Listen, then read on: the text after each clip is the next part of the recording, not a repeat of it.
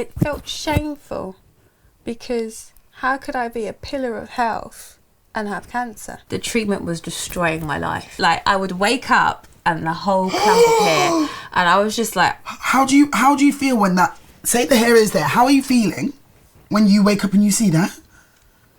I'm trying not to be attached to it because I was devastated. But you just have to love who you are and not lose sight of the gift of life that's been given to you.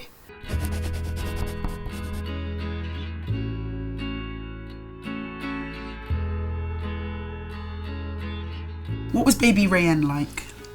Quiet. That doesn't surprise me. I was a quiet, good child, as my mum told me. Oh, well behaved. Very well behaved. I wonder what that must have been like. Did you have any celebrity teenage crushes? Don't lie, I know you did. I was just framing the question in a way to give you a choice. Free tea. You know what I'm talking about, innit? Exactly. They were fine. Yeah, they were. Agreed. All. Talk to me about your sporting history. I mean, one of the most obvious is going to the Commonwealth Games in 2018. Came 7th in my first Commonwealth Games. Well done. First female weightlifter. Yes. For St Vincent and the Grenadines. Well done. So that was a big deal. When you were at your peak and you kind of started realising, okay, something's wrong. Yeah. What is it you were actually training for? So actually, it happened 2 times. So I was training for Tokyo 2020. As in the Olympics? The Olympics, yes. Okay. And I was on like the list of the top 23 to be selected. Stop. So, yeah. Really? Yeah, so that was at that point. But then just before my cancer diagnosis in December 2022, I was training for Tokyo 2024. That was the last comp I did, my World Championships in Colombia. Talk to me about some of the key moments in your cancer journey. I was pretty sick. Yeah. On and off, but consistently for probably about a good 3 years. 3 years? And in those 3 years, I was diagnosed with endometriosis, fibromyalgia, depression. One of them in particular was the drop foot as well. So what is drop foot? So no control over the nerve. So my foot would just do this really slowly, and then it will hurt. And then you'd like, what's going on? What's going on? Like, you're freaking out. Is that when you're training? Yeah. That's dangerous. Yeah. I think I knew at that time I probably had cancer. Really? Yeah. Why? Because I kept having chest pains in the left. And every time I was going for different appointments, there's only one doctor that documented this in my notes. You must see Rayen about her chest pain. And I was telling them, but no one picked it up. Why do you think that is? Because they didn't believe me. Why do you think that is? Must I say? Yes. Because I'm a black woman.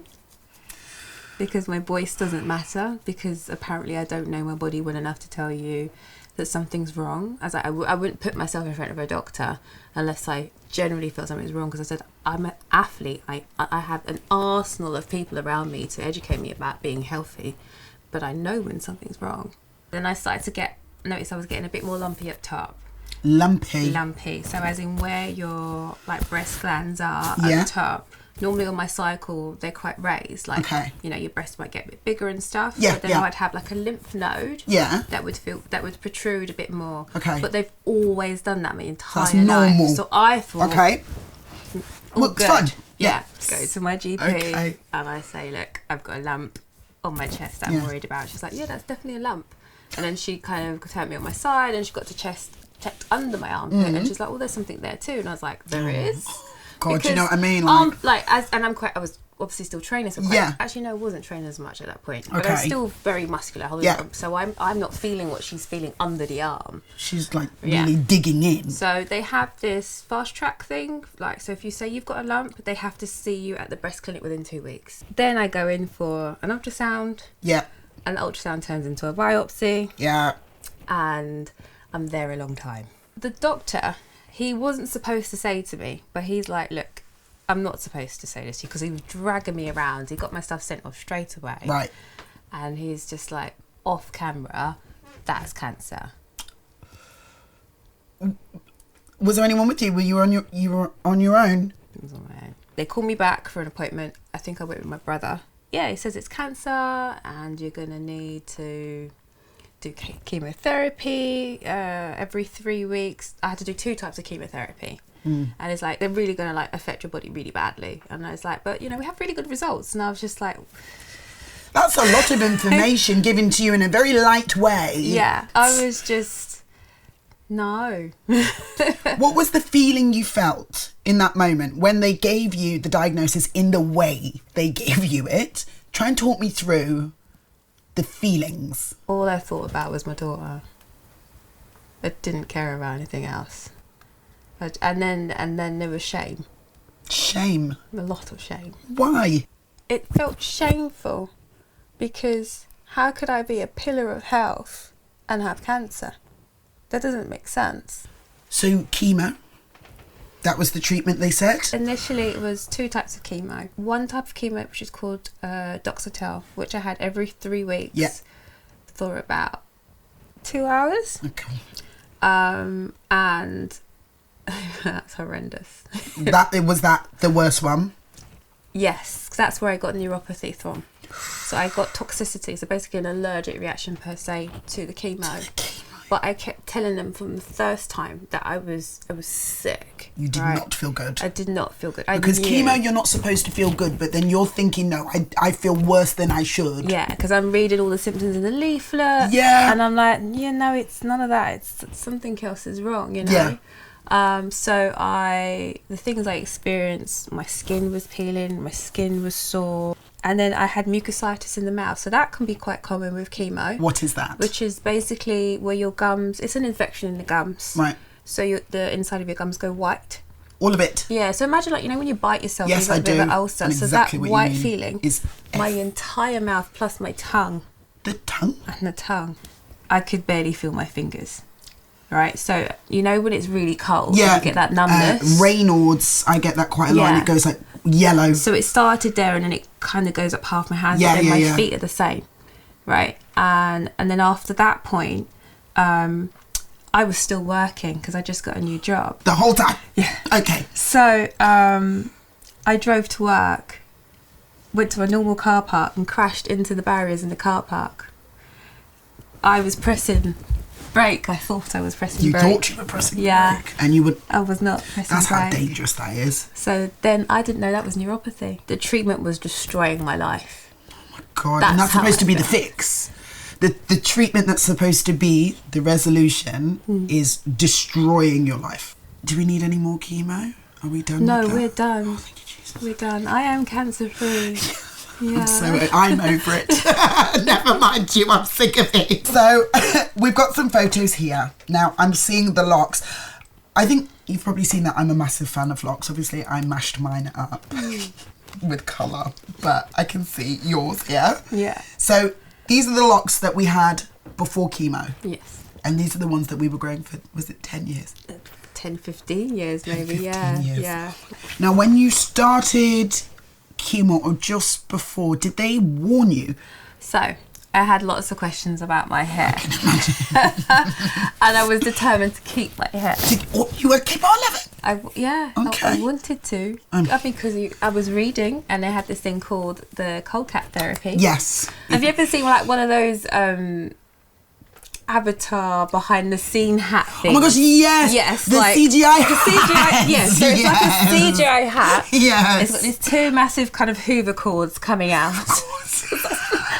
You know what I mean? The medical term. The Hoover cord. Yes. Plugged into this machine that generates like a freezing temperature, like below, I think it's at least -1, like 2. Icy cold. It is icy cold. They warn you that you're going to lose your hair usually either straight away within the first treatment or within 3 weeks you'll start to see it. Right. My hair was coming out in clumps at the root. I would wake up and the whole clump of hair, and I was just like... How do you feel when that... Say the hair is there. How are you feeling when you wake up and you see that? I'm trying not to be attached to it because I was devastated. Looking at this photo, when was this? So this must have been after I finished all the chemo. Oh God. That I did that. Yeah. I must have called a friend of mine who lives in Amsterdam. Yeah. Who I said, can you come cut my hair? Oh my God, it's awful. Because I was just waiting. It had to be the right person. And she shaved it off. Was it here? Yeah. How did that feel? I don't think I really processed it. I was just grateful that I got to choose how I wanted it done. Because it was like a ceremony, you know? Yeah. Second shave, you did it. Yes. And that was this one. Yes. And this so I went even lower. Yes. Yeah. How did you feel when you did it?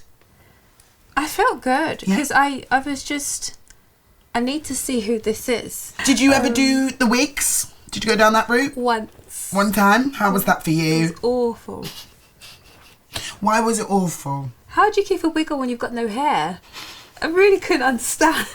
I watched so many videos. It's like, how do you do it? Because mine would just slip off my head. Like, what was the advice like? Surely someone's there to advise. There was no advice. You go to your wig appointment and they're like, pick a hair. And I'm like... Of what hairs? Right, because it was either Bohemian Pocahontas braids. Colour of the wind. And down I to was your like, bum. do I really look like that? Because I took my daughter with me and I was like... What was your support network like? Who was the person that you think supported you the most on your journey? It's a hard one to say, if Okay. I'm honest, because it was kind of multi-layered for different points. Okay.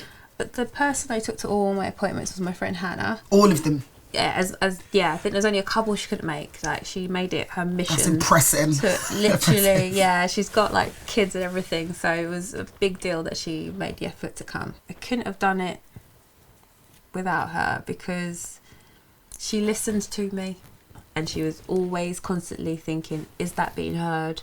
Yes. When Rayen's not really, she's overwhelmed. There were no words. Like, we met by accident, you know, I'd say by accident, like through studying way back when our kids were like 2. Whatever you want to say to a black person with afro hair that has had a cancer diagnosis, Rayen, what would that be? What advice could you give? So, first of all, realise that the change is happening to you. You're going to mourn parts of yourself, so you're going to mourn your hair. So have a little ceremony, you know, or dye it a weird colour for the first time, not properly, like semi-permanent. Yeah. When you can wash out because you can't use chemicals going into chemo. Yeah. Just celebrate your hair as much as you can if you're not already doing so. And don't think that how you feel is ridiculous.